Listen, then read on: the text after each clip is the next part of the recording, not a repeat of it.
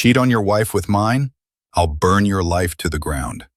Back in the early 2000s, I started getting that gut feeling something was off with my wife. We had two kids, ages 4 and 6, old enough to talk about their day. They began mentioning spending time with my in-laws a lot. That wouldn't be weird, except they lived over 90 minutes away.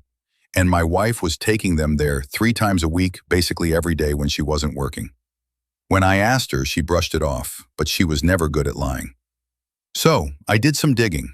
I started tracking her car mileage and saw she was driving hundreds of extra miles every week. Then one day she left a sticky note with her AOL password on it next to the computer. I shouldn't have, but I logged in. And there it was, emails between her and her college best friend, casually discussing how she was regularly sleeping with one of her ex-boyfriends from high school. I printed the emails, then called a buddy of mine who's a cop. He pointed me to a PI who used to be on the force, Ron. I gave him the emails and whatever scraps of info I had, and he did his thing. What he came back with was gold, time-stamped photos and reports showing her routine. She'd drop our kids at her parents' place, meet this guy for lunch, then head to a shady motel for a few hours, before picking the kids up and acting like nothing happened. That was enough for me. I hired a divorce lawyer immediately. I'd grown up watching both my parents cheat on each other and knew how that destroys a family. I refused to let my kids grow up in that chaos. I asked Ron to dig into the guy she was cheating with.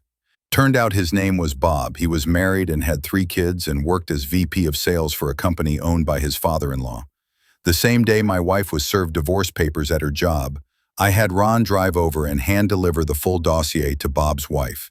I never met her, but from what I gathered, she was a decent person and deserved to know the truth. She emptied their joint bank account, took the kids, and left.